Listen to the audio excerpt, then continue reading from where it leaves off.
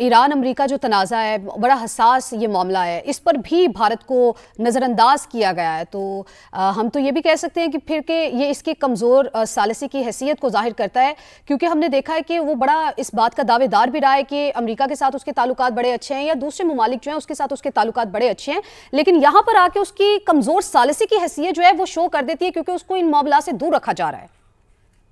देखें जी, यही तो गुस्सा है जयशंकर साहब को। अब देखें, जो गुस्सा है उनको समझना चाहिए, वो तो बहुत कोना मशक डिप्लोमेट हैं कि जब आप जिस जगह पे जोग्राफिकली और फिजिकली सिचुएटेड हैं, आप उसका हिस्सा होते हैं। आप हिस्सा हैं ग्लोबल साउथ का, आप अपने आप को अलाइन करते हैं नॉर्थ के साथ और वेस्ट के साथ, और आप किसी भी ग्लोबल साउथ की जो एस्पायरेशंस हैं या इशू हैं उनके अंदर आप पार्टिसिपेट नहीं करते, तो फिर यही इसी वजह से आप पहले पूरे ग्लोबल साउथ में इररिलेवेंट हुए और फिर आप रीजन में भी इररिलेवेंट हो गए हैं, क्योंकि ना आपने बहुत अरसा 40 साल रशिया के यूएसएसआर के आप एलाई रहे, लेकिन फिर आपने उसको छोड़ के अमेरिकन के एलाई बन गए। तो आप इस वक्त रशिया भी आपके साथ वो रिलेशन नहीं है, चाइना के भी आपके साथ वो रिलेशन नहीं है। चाइना के साथ तो आपका के मामला चल रहे हैं, और फिर रीजन के अंदर जितनी सारी कंट्री हैं उनको आप हेजेमोनिकली कंट्रोल करने की कोशिश करते हैं, तो वो भी नाराज हैं। एक मुल्क है जिसको आपने कोशिश की और कभी भी नहीं कर सकते, वो पाकिस्तान है, तो वो भी आपको खटकता है, उसको आप मुख्तलिफ और प्रॉब्लम्स में डालने की कोशिश करते हैं, तो आप रीजन से भी आउट हो चुके हैं। इसीलिए जब ये तो वेस्ट एशिया का मामला है, और वेस्ट एशिया में इन्हीं सारी रीजनल कंट्रीज का ये इशू था। तो जब ये इशू हुआ तो जाहिर है क्योंकि आप रेलेवेंट नहीं थे, तो ना किसी ने आपसे पूछा, ना आपको इन्वॉल्व किया, ना आपकी से है, ना आप अब चाइना को कह सकते हैं कुछ, ना आप रशिया को कह सकते हैं, ना आप ईरान को कह सकते हैं, ना पाकिस्तान को कह सकते हैं। तो अब वो मुल्क जो इन सब से बात कर सकता है, यानी जो पाकिस्तान है, डेफिनेटली वो एक प्रोमिनेंट उसकी पोजीशन हो गई है, और उसने पहले भी ये स्टेबलाइज करके दिखाया है रीजनल इशू, जो पहले ईरान का था इजराइल के साथ जो 12 डेज वॉर हुई थी। तो इसीलिए अब जाहिर है पाकिस्तान को परसू किया जा रहा है, पाकिस्तान के गुड ऑफिसर्स यूज करने की कोशिश की जा रही है। तो यही उनको प्रॉब्लम है, जिसके ऊपर उन्होंने बहुत ही गैर महज़ब लैंग्वेज में जो है अपने इजलास के अंदर भी बातें की हैं पाकिस्तान के बारे में भी और जनरली भी। तो ये दैट इज द इशू जी, और उनकी इररिलेवेंट हो चुके थे, और अब उनको ये ख्याल आ रहा है कि जी ये हम जो है रीजन से भी आउट हो गए हैं, हम ग्लोबल साउथ से भी आउट हो गए हैं, और हमें जो है वो इम्पोर्टेंस नहीं दी जा रही, हालांकि ये तो हमारा काम था, ये तो हमारी जगह बनती थी, हमें करना चाहिए। तो अभी सब अब जरा सिचुएशन वाज़ेह कीजिएगा, भारत की इस वक्त क्या पोजीशन बनती है, उसकी खारिजा पॉलिसी कहाँ पे खड़ी है? जी देखिए, भारत की इस वक्त जो खारिजा पॉलिसी है, जिसको वो आप कह रही थी स्ट्रेटेजिक ऑटोनॉमी कहते थे, वो नॉन अलाइनमेंट कहते थे, और वो एक अनपार्टिसन डिप्लोमेटिक वेंचर्स कहते थे, जो वो मुख्तलिफ मुल्कों में लेते हैं और उनके थ्रू वो मनूवर करते हैं, वो इस वक्त सिर्फ सारी की सारी वेस्ट के साथ और पर्टिकुलरली यूएसए के साथ खड़ी है। सो उसने बहुत डिसाइड कर दिया है कि वो जो भी ग्लोबल इश्यूज हैं उसमें वो किसके साथ खड़ा होगा, और वो डेफिनेटली अमेरिका के साथ है और इजराइल के साथ है। अगर आप रीजनल कॉन्टेक्स्ट में वेस्ट एशिया में और मिडिल ईस्ट में देखें तो वो तो बहुत क्लियर कर दिया। इसी वजह से जी बाहर इवन अब इंडिया में आवाजें उठ रही हैं कि जो हम इंडिया में लोग कह रहे हैं कि हम आइसोलेट हो रहे हैं, और पाकिस्तान की अभी जो शशि थरूर ने भी पाकिस्तान की डिप्लोमेसी की तारीफ की 2 दिन पहले, और कहा कि पाकिस्तान ने बहुत अच्छे अपने डिप्लोमेटिक कार्ड्स जो हैं वो प्ले किए हैं, और इंडिया जो है उसके बरक्स बिल्कुल जो है वो आइसोलेट होता जा रहा है। और उसने उनका मीनिंग देयर बाय कि ये किसी जमाने में इंडिया था जो कि अनपार्टिसन लोग उसको लेते थे और डिफरेंट जो डिप्लोमेटिक दुनिया के वेंचर्स हैं उसमें वो शामिल होता था। तो अब वो बिल्कुल ही चीज, जब आप सिर्फ एक पोल का हिस्सा बन गए हैं, जबकि दुनिया जो है, आप खुद कहते हैं कि मल्टीपोलर है, जयशंकर साहब जगह जगह कहते हैं कि दुनिया मल्टीपोलर बन गई है और हम एक पोल हैं, बल्कि वो तो ये कहते हैं कि दुनिया मल्टीप्लेक्स में कन्वर्ट हो गई है। यानी उसमें जो पोलर जो पॉलिटिकल इश्यूज हैं उसके साथ साथ इवन जो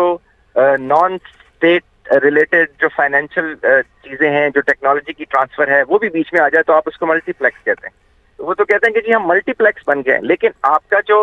आउटवर्ड मैनिफेस्टेशन है आपकी स्टेट क्राफ्ट की, वो तो एक पोल के साथ आप करें। तो इसलिए ये डायकोटमी है जी, क्योंकि आपको समझ नहीं आ रहा कि आप क्या, बहुत कंफ्यूजन है, जिसने सोसाइटी को कंफ्यूज किया हुआ है, जो इंटरनली सोसाइटी के सिस्टम्स को कंफ्यूज कर रहे हैं। फिर जो आपकी स्ट्रेंथ थी इंडिया की सबसे बड़ी, वो उसका डायस्पोरा था, और पर्टिकुलरली वो डायस्पोरा जो अमेरिका के अंदर है और यूरोप के अंदर है। अब उस डायस्पोरा के अंदर भी प्रॉब्लम्स आ रहे हैं, उन मुल्कों के अंदर भी प्रॉब्लम्स आ रहे हैं, और प्लस आपने जो वो सिटीजन एक्ट पास किया है कि जिसमें आप किसी को भी डिक्लेयर कर सकते हैं कि कोई इंडिया का सिटीजन है या नहीं, उसके थ्रू اب جو آؤٹلیٹس ہیں جو باہر رہتے ہیں ان کو بھی پریشرائز کیا جاتا ہے کہ وہ کمپلائی کریں اسٹیٹ کے نیریٹو کے ساتھ. اگر وہ نہیں کرتے تو پیچھے ان کے رشتہ داروں کو تنگ کیا جاتا ہے. ان کو ایون یہاں تک کہا جاتا ہے کہ آپ کی جو نیشنلٹی جو ہے وہ اس کو اس ایکٹ کے تحت اس کو بھی چیلنج کیا جائے گا. تو جو اسٹیٹ ہے جی بہت وہ رائٹ پہ چلی گئی ہے, اور اس کی وجہ سے یہ ساری مینیفیسٹیشن ہے جو انٹرنلی بھی نظر آ رہی ہے اور ایکسٹرنلی بھی نظر آ رہی ہے. ٹھیک ہے, ساتھ ہی موجود ہی رہیے گا. ابھی ہمیں ڈاکٹر ماریہ سلطان صاحبہ نے اور ڈاکٹر مریم فاطمہ صاحبہ نے بھی جوائن کیا ہے. ماریہ صاحبہ, آپ دونوں کا پہلے بہت شکریہ کہ آپ لوگوں نے سماع کے لیے وقت نکالا.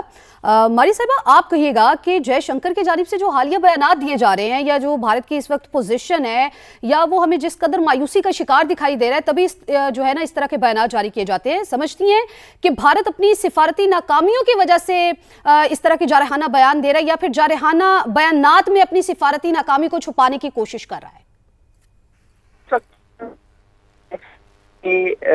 انہوں نے ایک طرح سے ایک اسٹریٹجک انویسٹمنٹ کی تھی امریکہ کے اندر, اسرائیل کے اندر, یو اے ای کے اندر, وہ ساری کی ساری بیک فائر کر کے مشرق وسطیٰ میں ان کو ایک بہت بڑی اور ایک خلیجی طاقت بنانے میں. نہ تو وہ دفاعی اعتبار سے وہاں موجود ہیں, نہ ہی وہ اب ڈائسپورا کے طور پوائنٹ آف ویو سے ٹرسٹ کیے جائیں گے, اور نہ ہی کوئی ان کو سمجھ رہا ہے کہ وہ اس قابل ہیں کہ وہ کسی قسم کا کوئی رول بتا سکتے ہیں. کیونکہ ان کی جو ڈائسپورا ہے انہوں نے اسرائیلی انٹیلیجنس کے لیے نہ صرف ایران کے اندر کام کیا, انہوں نے سعودی عربیہ کے اندر جو ہے وہ مختلف قسم کی جو اینٹی اسٹیٹ ایکٹیویٹیز ہیں اس میں پائے گئے, جہاں ارمکو کے اوپر ایک جو پلان تھا اس کے اندر انڈین نیشنلز موجود تھے. اسی طرح جو قطر کے اندر اسرائیل کے لیے انٹیلیجنس فراہم کرتے رہے, اس کے اندر انڈین نیوی کے آفیسرز موجود تھے, اور بعد میں جن کو جو ہے سزائے موت بھی ہوئی. تو یہ ایک طرح سے ایک وضاحت ہے کہ نہ صرف ہندوستان ایک سیکنڈ ٹیئر پاور کے طور پہ مشرق وسطیٰ میں دیکھا جا رہا ہے, لیکن اس کے ساتھ ساتھ جو ان کا فٹ پرنٹ تھا سروس انڈسٹری میں, سٹیزن امینڈمنٹ ایکٹ کی جو بات ہو رہی تھی وہ بالکل درست ہے. تو اس کے بعد یہ تمام چیزیں خلیجی جتنے بھی ممالک ہیں, چاہے وہ ایران ہے چاہے وہ مشرق وسطیٰ کے باقی ممالک ہیں, وہ ان کی کمبینیشن انڈرسٹینڈنگ سے نہیں نکلے گی. دوسری طرف امریکہ کے ساتھ جو ان کے تعلقات رہے ہیں پاکستان کی میں جنگ کے بعد, وہ جو سٹینس لیتے رہے ہیں اس سے بھی ان کو ایک نیگیٹو امپیکٹ ہوا. چوتھی طرف جو انہوں نے ایران کی شپ جو ہے جب وہ سری لنکا کے پانی میں تھی, جو انڈیا کے اندر ایکسرسائز کر رہی تھی, اس کو جو جس طرح انہوں نے جو ہے ٹارگٹ کروایا ہے, یہ وہ تمام چیزیں ہیں جو مشرق وسطیٰ کے ممالک نہیں بھولیں گے. اب ایسی صورتحال میں آپ مجھے بتائیں کہ نہ ان کے پاس امریکہ کا ٹرسٹ ہے, نہ ان کے پاس ایران کا ٹرسٹ موجود ہے, نہ ان کے پاس سعودی عربیہ کا ٹرسٹ موجود ہے, تو ان کے پاس پیچھے کون رہ جاتا ہے؟ یو اے ای اور اسرائیل. اور اگر یو اے ای اور اسرائیل جو ہیں ان کو ایک ریاست کے طور پہ دیکھتے ہیں تو وہ کیا دیکھ سکتے ہیں؟ کیا ان کا کوئی دفاعی سسٹم ایسا موجود ہے؟ انڈیا نے امریکہ کے ساتھ جو U S defence frame work agreement تھا اس کے تحت ڈرونز بنانے تھے, وہ اپنی چلاکیوں میں اس جگہ پہ پہنچے ہی نہیں کہ جہاں جو ڈی ٹی ٹی آئی ہے اس سے جو ہے ایک پروڈکشن سائیکل شروع ہوتا. تو اس وقت نہ ان کی کوئی ڈیفینسو اسٹریٹجی کے پوائنٹ آف ویو سے وہ کوئی کردار ادا کر سکتے ہیں, نہ اوفینسو کے لحاظ سے, نہ ڈائسپورا کے لحاظ سے, اور اس سے بھی بڑھ کر جو انہوں نے سچویشن دیکھی ہے جہاں انہوں نے انڈیا کے لیے جو ہے ایران نے اپنا شپ آئل کا دیا ہے, تو انہوں نے وہ پیسے جو ہے ایران کو یوان میں دیے ہیں وہاں سے گزرنے کے لیے. اس کا مطلب یہ کہ انہوں نے اسٹریٹجکلی امریکہ کی جو پوزیشن تھی, امریکہ کے وہ ڈیفینس پارٹنر ہیں, اس کے بھی خلاف چلیں. تو ایک طرح سے ایک بہت بڑا اسٹریٹجک ریسیٹ ہوا ہے انڈیا کے لیے مشرق وسطیٰ سے, اور اس کا جو امپیکٹ ہے وہ اس جنگ کے بعد واضح ہوگا. جس طرح سے ماریہ صاحبہ آپ نے ناکامیاں گنوا دی ہیں, مریم صاحبہ میں آپ کی طرف آؤں گی. جس طرح سے ڈاکٹر ماریہ صاحبہ بھی بتا رہی ہیں کہ کس محاذ پر بھارت کو منہ کی کھانا پڑی, شکست کا سامنا کرنا پڑا, کتنی بڑی بڑی ناکامیاں جو ہیں وہ اس کا مقدر ٹھہری ہیں. پاکستان نے اس کو ہر محاذ پر ناکام ٹھہرایا, شکست سے دوچار کیا ہے. ایسے میں آ کے اس طرح کے بیانات تو بنتے ہیں, ایک مخبوط الذہن شخص اس طرح کے بیانات دے سکتا ہے, جس کی حالت بہتر ہو وہ تو اس طرح کے بیانات نہیں دے سکتا. کیا کہتی ہیں؟ بہت شکریہ مجھے اپنے چینل پہ انوائٹ کرنے کے لیے. سب سے پہلے ہمیں بنیادی طور پر دیکھنا ہوگا مسٹر جے شنکر صاحب کی جو ڈپلومیسی ہے آج تک جو رہی ہے, اس کی جو اب ریسنٹ ٹائمز میں جس طرح میڈم ماریہ نے بتایا یا جو دوسرے بھی ہماری ڈسکشنز ہو رہی ہیں آج کل, آپ دیکھ سکتے ہیں کہ جو بی جے پی کی گورنمنٹ ہے اور ان کی جو رائٹ ونگ پالیٹکس ہے, اور وہ پالیٹکس جو ہے ان کی فارن پالیسی کے اندر بہت زیادہ مینیفیسٹ ہے. اس کا آؤٹ کم یہ ہے کہ آج انڈیا جو ہے اسٹریٹجیکلی اور ڈپلومیٹکلی وہ تنہا ہوا ہے. اور ساتھ ہی ساتھ there is a sort of a frustration that we can see amongst the Indian establishment and their political elites as well. تو اب آپ اس فرسٹریشن کو اگر دیکھیں تو وہ پاکستان چونکہ آئسولیٹڈ رکھا انہوں نے پاکستان کو FATF کی گرے لسٹ پہ لانے کے لیے. یہ لوگ جو ہے فالس IP ایڈریسز سے جو ہے ہمیشہ اسپائک کرتے تھے, فیک نیوز پاکستان کے بارے میں, اس کو ٹیررزم کے ساتھ لنک کرتے رہے. تو جو ساری 2-2.5 جو ڈیکیڈز ہیں ان کی جو ایک محنت ہے, اور خاص طور پر BJP گورنمنٹ کا شدید پاکستان کے لیے ایک آئسولیشنسٹ جو ایک ان کی پالیسی رہی ہے, اس کی ناکامی ابھی ریسنٹ میں جو ہمیں ٹائمز میں جو فرسٹریشن نظر آتی ہے مسٹر جے شنکر صاحب کے باڈی لینگویج, ان کے جو الفاظ کا چناؤ ہے ان ڈپلومیٹک اور ایگریسو لینگویج میں جس کو کہوں گی, جس میں انہوں نے پاکستان کے لیے بہت ایک ان ایکسیپٹیبل قسم کے جو ہے الفاظ کا استعمال کیا. اس سے سمجھ میں آتی ہے کہ basically Indian diplomacy has been کارنرڈ, اور وہ خود ہی اپنے ہی بنائے ہوئے ایک شدید رائٹ ونگ ریٹورک کے ساتھ جو ہے وہ کولائڈ کر گئی ہے. اب اگر ہم دیکھیں تو بجائے اس کے کہ وہ پاکستان کی ڈپلومیسی کو کنسٹرکٹیو سمجھیں, پاکستان کی ڈپلومیسی کو پریگمیٹک سمجھیں, انہوں نے پاکستان کے لیے ایک ایسا نیگیٹو ورڈ یوز کیا جو کہ پیجوریٹو لینگویج ہے, اس کو ہم ڈپلومیٹک سٹائل کے الفاظ نہیں کہتے.